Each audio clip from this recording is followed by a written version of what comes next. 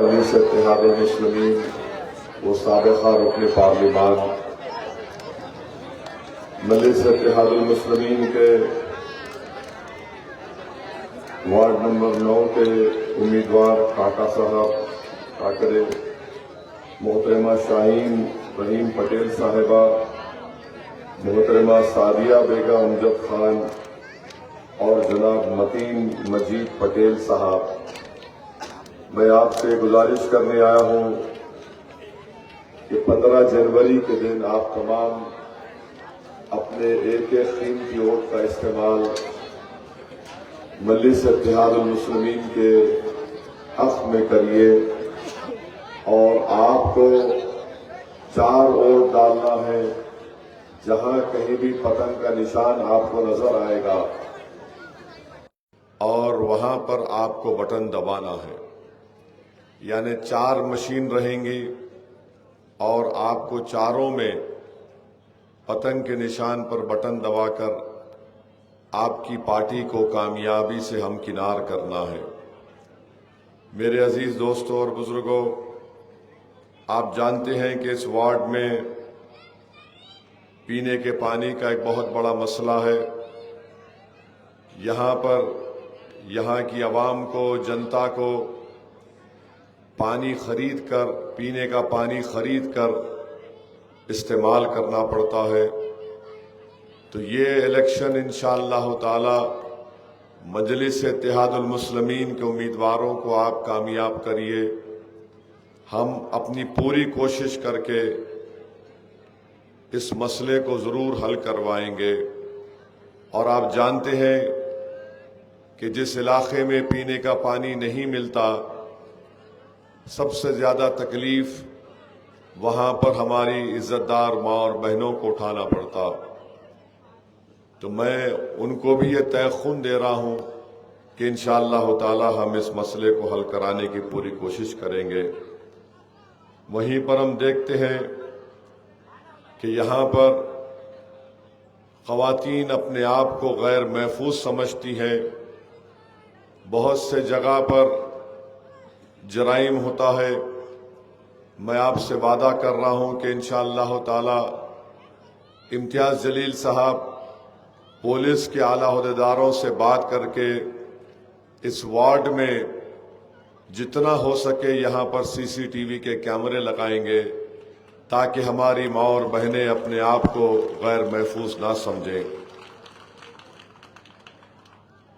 तीसरी बात यह है कि खबरस्तान में यहाँ पर अंदर रोड डालना है, मगर आप जानते हैं कि इम्तियाज जलील साहब जब एमपी थे, उन्होंने खबरस्तान की दीवार और बाउंड्री वॉल के तामीर का काम करवाया। इंशाअल्लाह ताला ये जो आपका काम है अंदर खबरस्तान के अंदर का, उसको करवाया जाएगा। फिर आप ये भी जानते हैं कि गवर्नमेंट का अस्पताल है, कोई सहूलतें उसमें नहीं है। ये काम इंशाअल्लाह ताला जरूर मजलिस इत्तेहादुल मुस्लिमीन करवाएगी। इम्तियाज जलील साहब ने अपने एमपी फंड से इस वार्ड में 30 रोड के काम मुकम्मल करवाए थे और फिर यहाँ पर बिजली लाइट ऐसा चले जाती जैसा मोदी का मूड होता है, क्योंकि मोदी अचानक उठ के बोले 500 गायब, तो वैसे ही यहाँ पे लाइट गायब। उन्होंने बोले लॉकडाउन, तो लाइट चली जाती यहाँ पे। तो ये एक बहुत बड़ा मसला है। इंशाअल्लाह ताला मजलिस इसको हुकूमत से लड़ेगी, एहतजाज करेगी।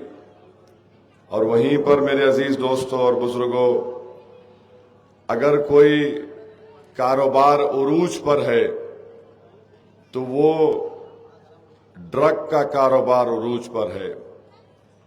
नशे की आदत यहाँ पर लोगों को, गरीब नौजवानों को उसमें मुब्तला किया जा रहा है और इसकी जिम्मेदारी सरासर देवेंद्र फडणवीस, एकनाथ शिंदे और अजीत पवार की ये डबल इंजन, बोलिए ट्रिपल इंजन की सरकार जिम्मेदार है। अगर वो हुकूमत चाहती है तो वो कारोबार ना सिर्फ कम हो सकता बल्कि उसको खत्म किया जा सकता है, बशर्ते कि हुकूमत नेक नियति से काम करे। और मेरा मानना यह है कि ड्रग्स के कारोबार में जहां कहीं भारत के परदेसी हैं, स्टेट्स हैं, अगर पुलिस को खुली छूट दी जाएगी तो ड्रग्स का कारोबार कम हो सकता है।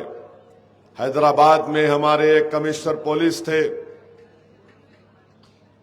उनको भी खुली छूट दी गई, तो वो गोवा को जाकर वहां से असल जो ड्रग का मास्टरमाइंड था पकड़ के हैदराबाद लेकर आए थे उसको।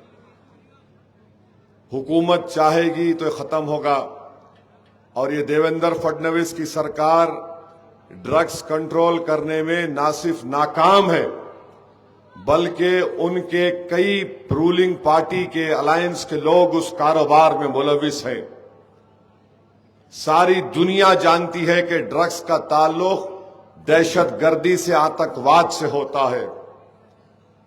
नार्को टेररिज्म हम उसको बोल सकते हैं।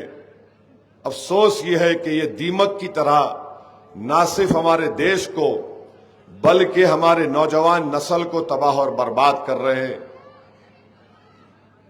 अज़ां हो रही का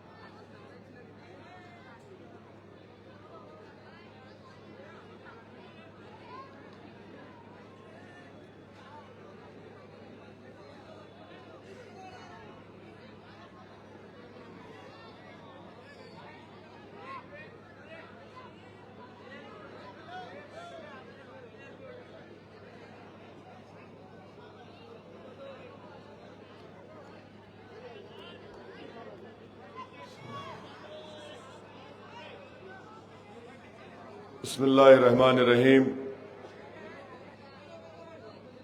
आपके इस वार्ड में अबरार कॉलोनी में शलकर नगर में एक पुल की ज़रूरत भी है।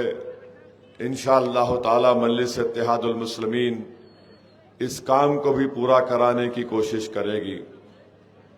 रोड के मसाइल हैं, कई जगह पर रोड की ज़रूरत है। ये भी मजलिस इत्तेहादुल मुस्लिमीन आपसे वादा कर रही है।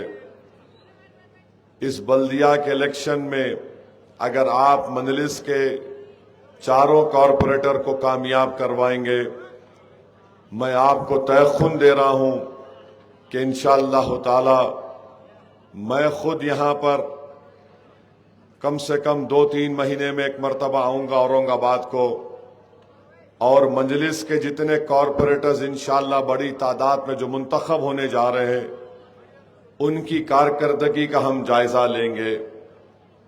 एक बात याद रखिए, इलेक्शन के बाद औरंगाबाद में मजलिस की तंजीम को भी मजबूत किया जाएगा और मजलिस के जितने कॉरपोरेटर हैं उन पर भी हम कड़ी नजर रखकर इनसे उनके प्रभाग में डेवलपमेंट और तरक्याती काम को करवाएंगे।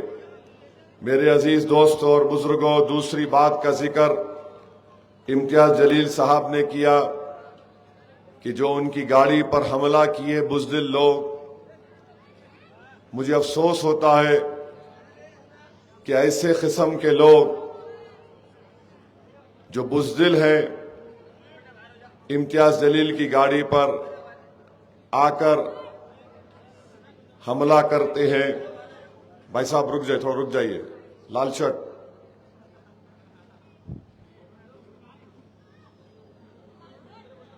हम यही उम्मीद करते हैं कि कानून अपना काम करे, मगर अगर कानून आंख बंद कर लेगा, कान बंद कर लेगा और कानून अपना आंख को फिरा लेंगे तो फिर ये ठीक नहीं है। देखिए, याद रखिए, आम दिनों में कोई गड़बड़ करता है और चुनाव के दौरान कोई करता है, ये बहुत गलत है और किसी को भी इख्तियार हासिल नहीं है कि चंद गुंडों को भिजाकर गाड़ी पे हमला करा देते हैं। मैं उन लोगों से भी कहना चाह रहा हूं, बाबू कभी बोल के आओ ना।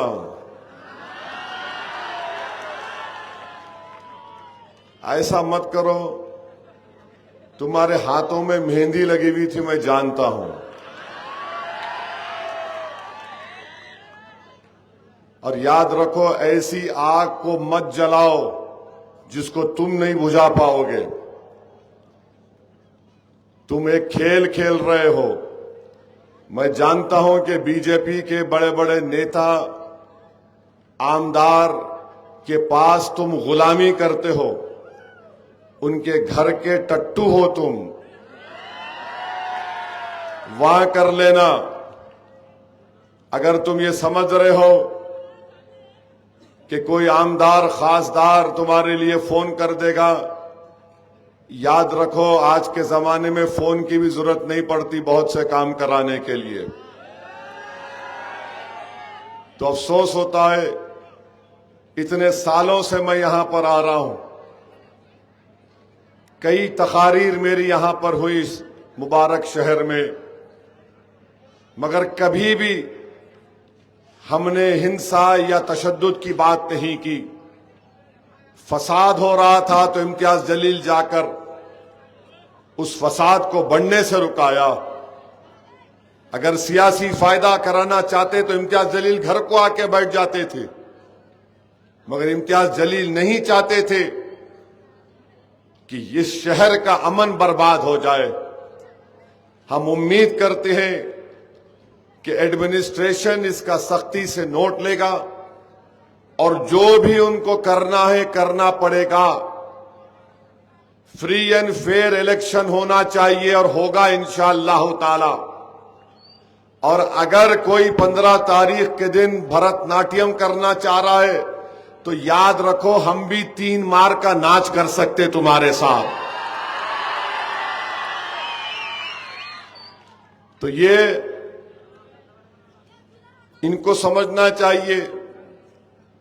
और ये बांकड़े पहलवान हैं, चड्डों में से मोंडे पलट गए इन लोगों के।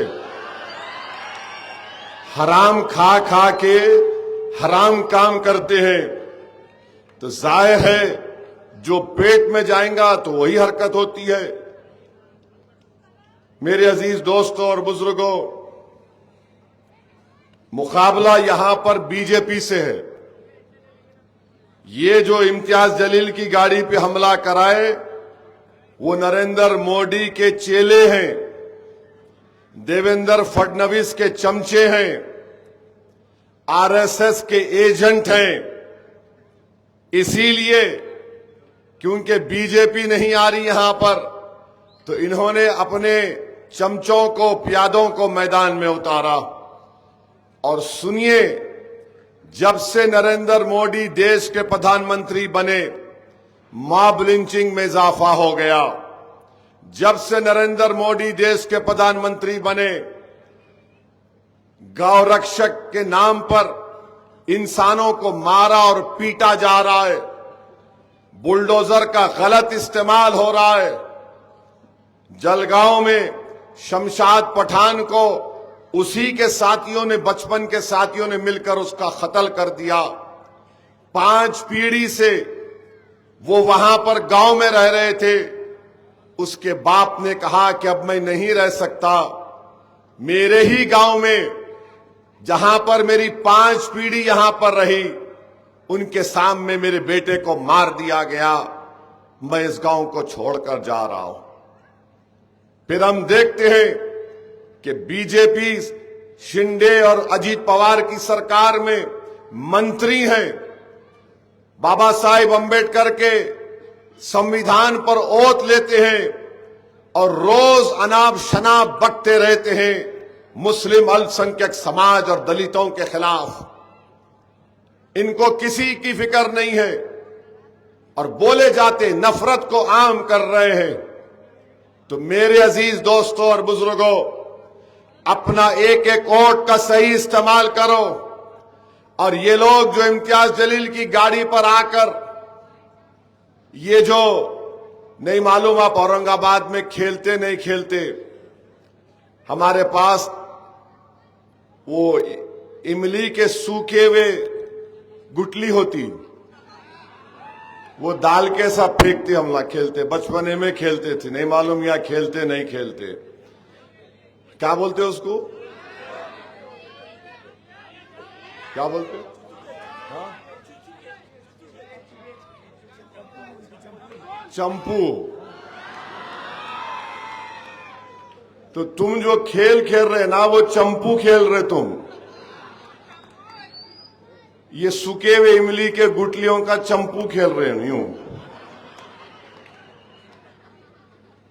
हम वो नहीं खेलते वो खेल। इनसे पूछो आप मोदी के बारे में इनकी राय क्या है, फडणवीस के बारे में इनकी राय क्या है। क्या बोलते?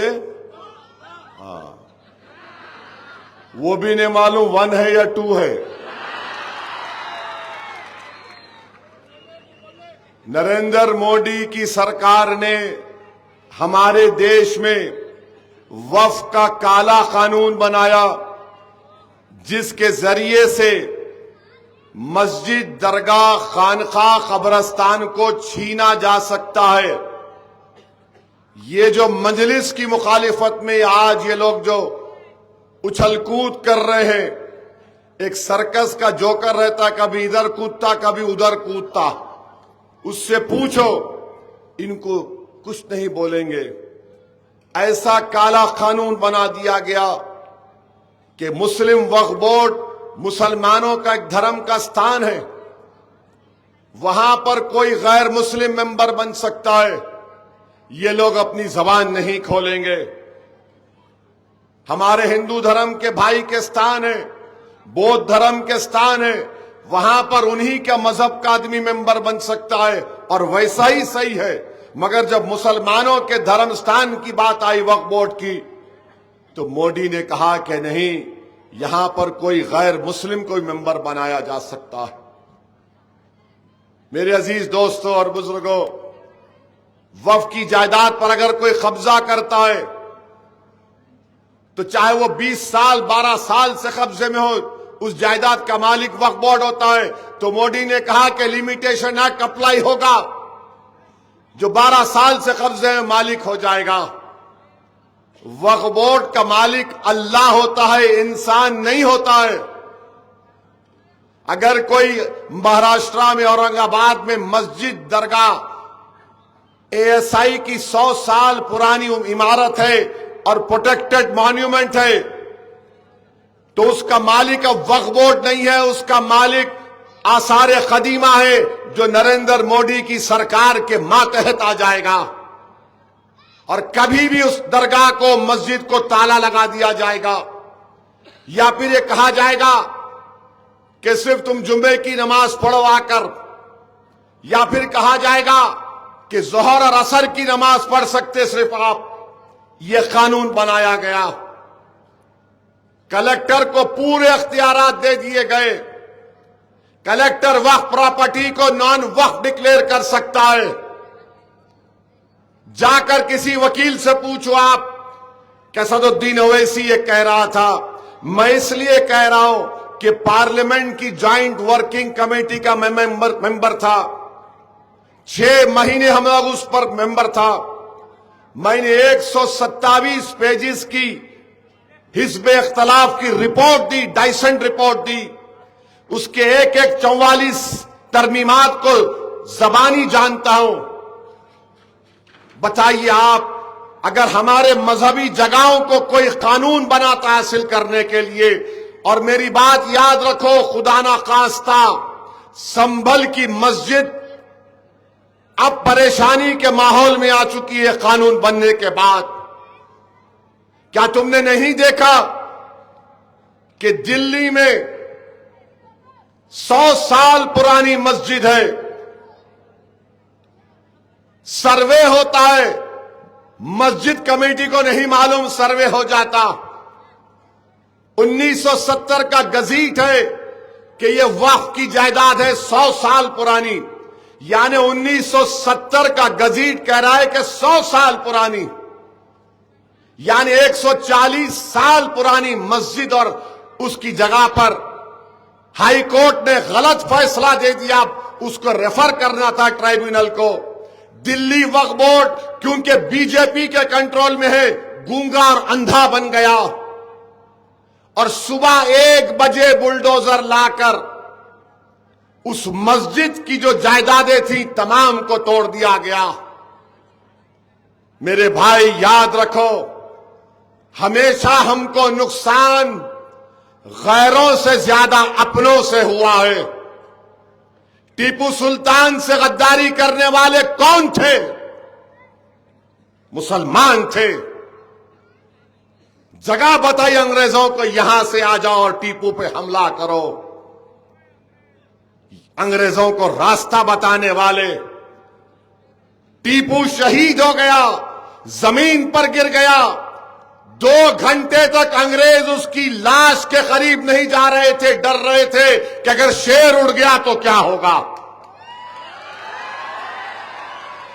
2 घंटे तक अंग्रेज का जर्नल आया और टीपू की बड़ी मुश्किल से लोगों ने उसको हाथ लगाया तो बोला ये जिंदा है, इसका जिस्म गर्म है। उस टीपू से गद्दारी करने वाले जिसने अंग्रेजों के खिलाफ लड़ाई लड़ी, यही हमारे लोगों ने गद्दारी की।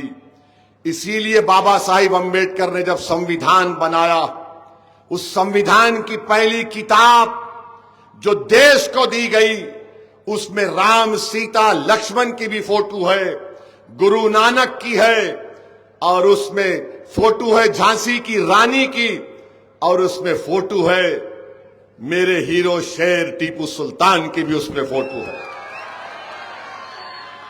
अब यह और बात है कि आरएसएस बीजेपी को बड़ी तकलीफ होती। अरे ये आरएसएस वालों से पूछो कि उनका कोई एक नेता अंग्रेजों से लड़ते हुए जेल को गया था क्या? तो बोलेंगे हेगडेवर गए थे। कब गए थे हेगडेवर? हेगडेवर खिलाफत मूवमेंट की ताईद में जेल को गए थे हेगडेवर। आज ये बड़ी बड़ी बातें नफरत करते हैं मुसलमानों से, और हेगडेवर जेल को गए तो गांधी ने कहा जो जेल को गए खिलाफत मूवमेंट में वकील को नहीं रखेंगे, हेगडेवर वकील को रख लिए। सजा हुई तो कोई जेल को गया तो दुबला होके निकलता, मोटा होके निकलता? बोलो। मैं भी जेल को गया, 5 मरतबा जेल को गया। चंद्राबाबू नायडू को ख्याल आया कि मैं इसका ससुरा बन के इसको जेल में डालूंगा, डाला मुझे 40 दिन। मैं 40 दिन 30 दिन एक कमरे में अकेला रहता था मैं, मुझे कोई फर्क नहीं पड़ा। अकेले कमरे में डाल के रखे 30 दिन मेरे को। तो बहरहाल हेगडेवर मोटे होके निकले। उसके बाद एक आरएसएस वाला क्या अंग्रेजों के खिलाफ अपनी जान खोया? आज देशभक्ति का ज्ञान हमको बांटने वालों बताओ तुम। मैं इसलिए कह रहा हूं क्योंकि यहां पर मजलिस का मुकाबला बीजेपी आरएसएस से हो रहा है और उनके एजेंटों से बोल रहा हूं। जाकर तारीख पढ़ो, बताओ कोई आरएसएस वाला अंग्रेजों से लड़ता हुआ मारा गया? नहीं बता सकते। मैं तुमको बताता हूं, क्विट इंडिया मूवमेंट का नारा यूसुफ मेहर अली ने दिया था, जो मुंबई बंबई का रहने वाला उस वक्त का। साइमन गो बैक का नारा यूसुफ मेहर अली ने दिया था। काला पानी की सजा सबसे पहले कौन गया था मालूम आपको? इसी औरंगाबाद शहर में एक मुसलमान रोहिला पठान था, उसको पकड़ लिया गया। तो हैदराबाद में मक्का मस्जिद के इमाम जुमे की नमाज के बाद खुतबा देकर मुसलमानों से कहा कि चलो अंग्रेज की रेजिडेंसी पर सुल्तान बाजार में, क्योंकि यहां पर औरंगाबाद में एक जियाले मुसलमान को पकड़ लिया गया था। तो ये रिश्ता हैदराबाद औरंगाबाद का कभी खत्म नहीं होगा। और याद रखो दुश्मनों, औरंगाबाद में कुछ होगा तो हैदराबाद से शेर आएगा यहां पर। वहां पर गड़बड़ हुई। सुनो, वहां पर क्या हुआ, उस मक्का मस्जिद के इमाम ने अंग्रेज के हेडक्वार्टर पर हमला हुआ, गोलियां चली। तुर्रेबाज खां थे, तो उस आलिम दीन को काला पानी अंडमान में है, सबसे पहला मुल्जिम मुसलमान था। कोई आरएसएस का चड्डी या पैंट पहनाने लट फिराने वाला नहीं था। और वहीं पर थे।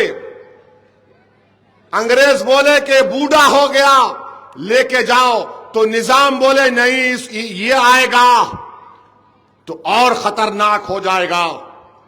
तो ये तारीख पढ़ते नहीं और झूठ बोलते, हम पर इल्जाम लगाते बांग्लादेशी।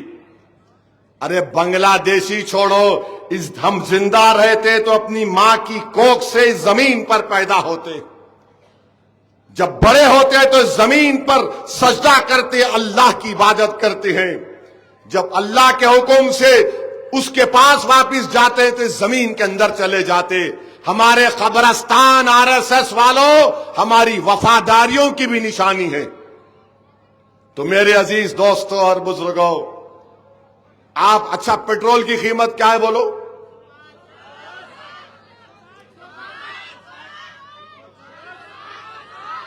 कितना 1 लीटर? 105। गुजरात में कितना है मालूम आपको? 94 रुपीज ओनली। 94। तुम कितना बढ़ के दे रहे? मैं तो मैथ्स में वीक हूं, कितना बढ़ के दे रहे तुम बोलो? 16।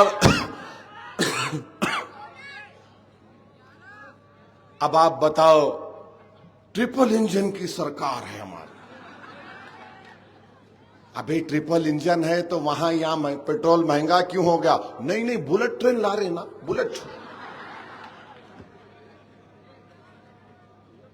वो हैदराबाद में बोले तो बोलेंगे बैगन का बुलेट, पेट्रोल कम कर ले बाबा पहले।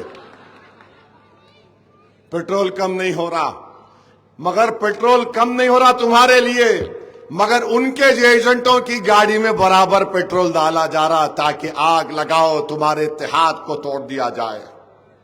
इस फर्क को आपको महसूस करना है। इनके पास कोई प्रोग्राम नहीं है। इतने साल से औरंगाबाद में बल्दिया आपके पास है, तुम पीने का पानी हल नहीं कर सके, तुम यहां पर कुछ नहीं कर सके। और हर चुनाव आता, गाली किसको देते? ओवैसी को गाली देते। अब तो शिंदे की सभा में पतंग आई तो बोला कटी। कोई कटता नहीं, जो अल्लाह के नाम पे कटता वो जिंदा होता है, याद रखो, मरता नहीं है वो। क्या करोगे तुम? क्या करोगे तुम बताओ? सारी दुनिया देख रही है तुम्हारी हरकतों को। ये बड़ा हमको बांग्लादेशी बोलते मुसलमानों को। आपको मालूम, मोदी की एक बहन दिल्ली में बैठी हुई है, उसको नहीं भिजाते बांग्लादेश को? क्यों नहीं भिजाते उसको? भिजाओ ना उसको। देवेंद्र फडणवीस बोल रहे हम 100 बस तैयार रखे। क्या करते तैयार रख के? बैठ के फिरते। दूल्हे कैसा तुम उसमें? हम 100 बस तैयार। कौन है तुम? Identification of a foreigner is the responsibility of MHA. वजारत दाखिला को देखना पड़ता है। वो भी कैसे? 3 आईएएस ऑफिसर एमएचए के डिसाइड करते, फैसला करते, फिर फॉरेनर्स ट्रिब्यूनल को जाता। ये लोग क्या किए? पूना से, भिवंडी से, बंगाल से आए हुए भारत के नागरिकों को पकड़ के भिजाए और वहां पर बांग्लादेश के अंदर भिजा दिए। मेरे भाई, ये काम ये लोग करना चाहते हैं। अच्छा, वहां से अगर बांग्लादेश से कोई आ रहा यहां पर महाराष्ट्र में, तो क्या कर रही मोदी सरकार? बॉर्डर कंट्रोल तुम्हारे पास, पुलिस तुम्हारे पास, इंटेलिजेंस तुम्हारे पास नहीं। वो बहुत पोरस बॉर्डर है, कट्टा। अरे तुम क्या कर रहे फिर वहां पर? बांग्लादेश पर जो फेंसिंग करना, 11 साल में कितने किलोमीटर की फेंसिंग मोदी आप करे बताओ देश को? 10 किलोमीटर की फेंसिंग नहीं करे। और आज वो बांग्लादेश में आईएसआई जाकर बैठ गया, चाइना जाके बैठ गया, और ये आरएसएस बीजेपी वाले बांग्लादेश बांग्लादेश बोल रहे। अरे जालिमों, तुम्हारे दिमागों पर पर्दा भी पड़ा हुआ है। तुम आखिरी ट्यूबलाइट हो। अगर बांग्लादेश आईएसआई चाइना के हवाले चला जाएगा तो नॉर्थ ईस्ट में खतरा मेरे देश को होगा ना, मगर नहीं, तुम उसी में खुश हो। तो मेरे अजीज दोस्तों और बुजुर्गों, इस काले वफ कानून के खिलाफ आपको वोट देना है। देंगे ना मेरे भाई?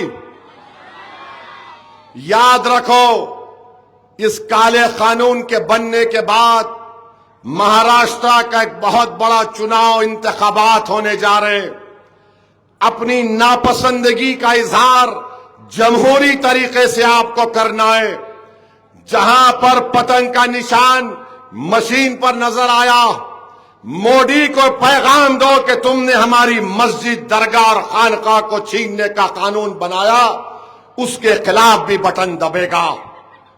आपको तशद्दुद नहीं करना है, आपको वोट की ताकत को इस्तेमाल करना है।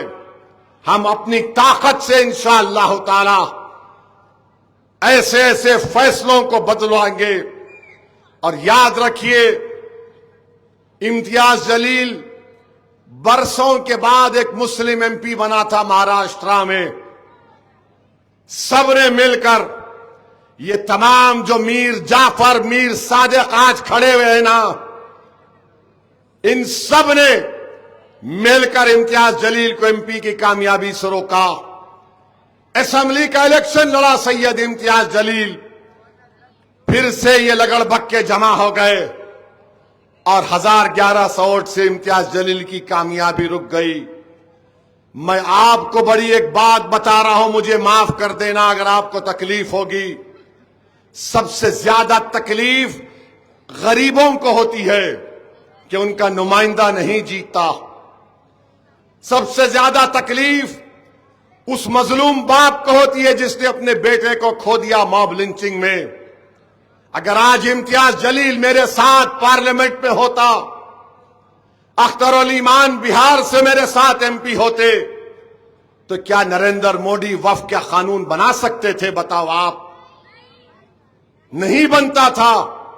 अगर इम्तियाज जलील महाराष्ट्र की विधानसभा में होता,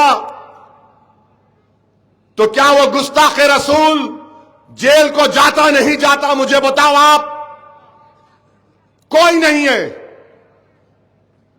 इसीलिए दुश्मनी इम्तियाज जलील से इसलिए है क्योंकि जानते हैं ये बोलने का सलीका उसको आता है, ये जालिमों की, दुश्मनों की चाल को समझता है, उसके पास सलाहियत है। इसीलिए सब बुज़दिलों ने मिलकर इम्तियाज जलील की कामयाबी को रोका। मगर मैं उन जालिमों को पैगाम दे रहा हूं, 2029 आएगा, यहां से हमारे 2 आमदार या 3 आमदार भी रहेंगे, हमारा खासदार भी दोबारा मुंतखब होगा इंशाअल्लाह ताला। क्या आप करेंगे इंशाअल्लाह ताला? बताइए। उसके लिए आज औरंगाबाद की पूरी बल्दिया में मजलिस के जितने उम्मीदवार हैं उनको कामयाब करना है। जो गद्दार हैं, जो पीठ पर खंजर मारते हैं, इनको शिकस्त दीजिए, इनकी जमानत को जब्त करवाइए। अरे क्या तुम नहीं देखते कि हमारी बेटी जो डॉक्टर का तखर्रुर का लेटर लेने जाती है, उसके चेहरे से नकाब खींचा जाता है, इनकी मुंहों में, इनकी जबानों पर ताले लगे हुए हैं। एहतजाज करने वाला अख्तरुल ईमान था। उस हमारी बेटी के शौहर से मैंने बात की, उनको बहुत समझाया कि जाओ अपनी बीवी से कहिए कि नौकरी पे जाए, मगर उन्होंने कहा कि असद भाई हमारी बीवी एमडी कर रही है। इतना डर बिठा दिया उन लोगों को। मैं आपसे अपील कर रहा हूं, डरने और घबराने की जरूरत नहीं है। हमारा ईमान हमको पुकार पुकार कर कहता है, तुम दुनिया में एक ही मर्तबा होगे, तुम एक ही मर्तबा मरोगे, बार बार नहीं मरोगे। मरना तो एक ही बार है, मगर मर्द और मुजाहिद और वो जियाला वो है जो हमेशा इस बात का ख्याल रखे कि मेरे मरने के बाद दुनिया मुझे किस नाम से याद करेगी। मैं मर जाऊंगा, मुझे जाना है, तो मेरी ख्वाहिश यही है कि जब मैं इस दुनिया से चला जाऊं तो लोग ये बोले ये औरंगाबाद की जनता का दीवाना था, इसने कहा था कि मैं मर जाऊं तो इस सरजमीन में दफना देना। लोग ये कहेंगे कि ये रसूलुल्लाह सल्लल्लाहु अलैहि वसल्लम के गुलामों का गुलाम था। मेरे अजीज दोस्तों और बुजुर्गों, मैं आपसे अपील कर रहा हूं कि जब तक वो ऐसी जिंदा रहेगा, कोई मैका लाल आ जाए, मैं मरने के लिए तैयार हूं, इस काज के लिए, अपनी जमात के लिए। मेरे अजीज दोस्तों और बुजुर्गों, एक एक वोट को इस्तेमाल करिए और जमहूरी तरीके से जवाब दीजिए उन गद्दारों को, उन जालिमों को जो हमारे इत्तेहाद के दुश्मन हैं, जो हमारे इत्तेहाद को कमजोर करना चाहते हैं। अरे भारत से कोई बड़ा नेता आ जाए, मैं चैलेंज के साथ कह रहा हूं कि एक हफ्ते में मजलिस के 2 जलसे हुए, लाखों सलाम तुम पर, तुमने आम खास ग्राउंड को भर दिया, चक्का जाम कर दिया। लाओ बड़े बड़े नेता आए तो उनको गाड़ी में लाना पड़ता, 500 ले, एक वो ले, एक बाद में कुत्ते का पेशाब पी लेके जाओ। मजलिस का जलसा होता है, ये तुम्हारी मोहब्बत है। मेरे पास तो अल्फाज नहीं है कि मैं कैसे अदा करूं। मैं सलाम करता हूं हमारी मां और बहनों को भी। जब कभी भी पैदल दौरा करता हूं तो हमारी मां और बहनें और बेटियां जिस मोहब्बत से मुझसे पेश आती है और जिस तरीके से आकर कहती है कि असद भाई हम तुम्हारे साथ हैं, तुम आगे बढ़ो, तुम आगे बढ़ो। आज एक हमारी एक ज़ईफ मां आ गई, आकर मेरा हाथ पकड़कर कहा, तुम लड़ना, पीछे नहीं हटना, तुम लड़ना, पीछे नहीं हटना। मेरे रोंगटे खड़े हो गए। मैंने दिल में अल्लाह से दुआ की, परवरदिगार इस औरत की दुआ तू कबूल कर ले, तू मुझे हमेशा इस काबिल बना के मैं लड़ता रहूं मजलूमों के लिए, चाहे वो मुसलमान हो, दलित हो, कोई हो। तो मेरे अजीज दोस्तों और बुजुर्गों, लड़ाई लड़ना है। दुनिया दारुल अमल है, दारुल जजा रसूलुल्लाह सल्लल्लाहु अलैहि वसल्लम की शिफात पर हमको मिलेगा इंशाअल्लाह। मगर ये दारुल अमल है, मसाइब और मुश्किलात हैं। डरना नहीं, मायूस नहीं होना। और तुमको मिसाल देकर जा रहा हूं, फलस्तीन में, गाजा में 65,000 लोग मारे गए, 65,000।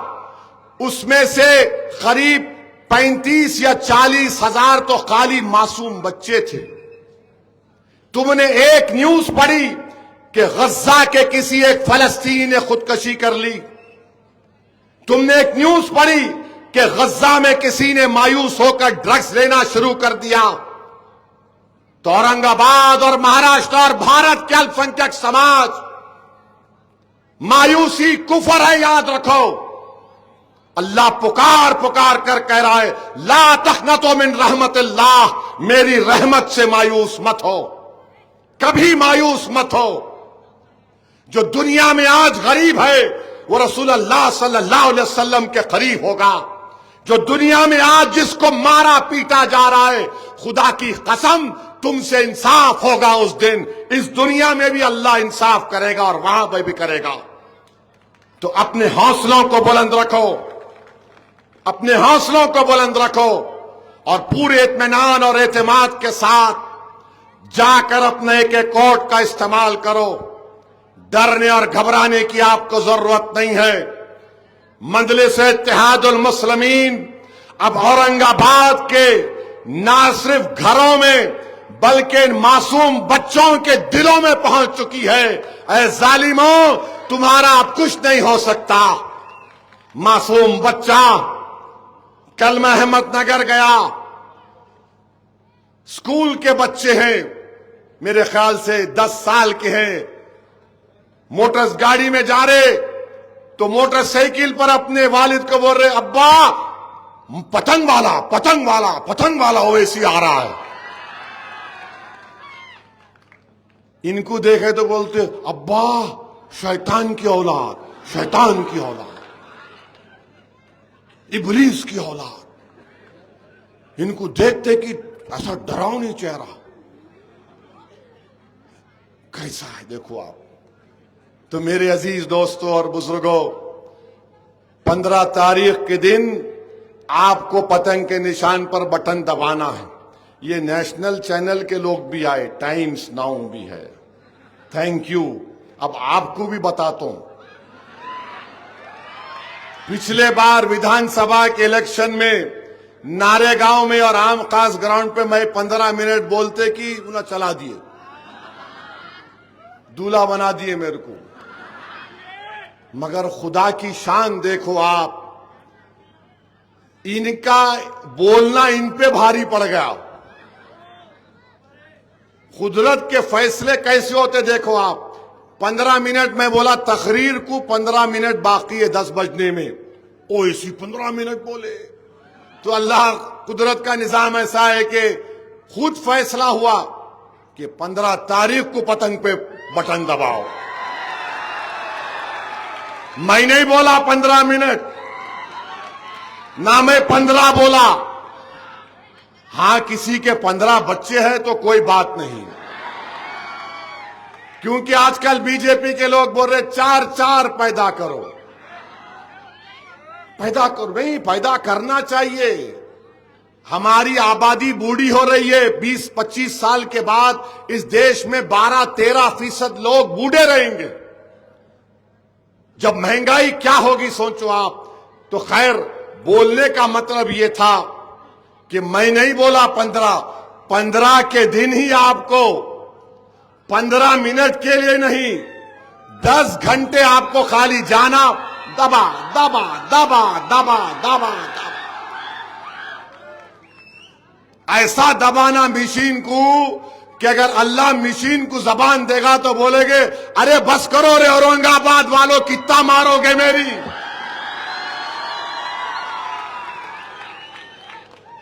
तो क्या करेंगे, मशीन को मारेंगे ना। ये उंगली उठाना, पतंग दिखते कि ये ले, ये ले।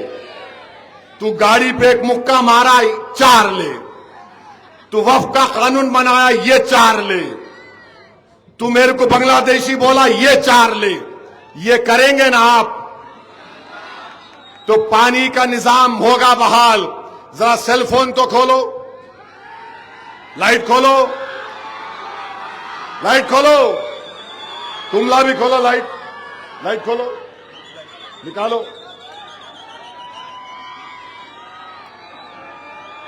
नारे तकबीर, नारे तकबीर, नारे तकबीर।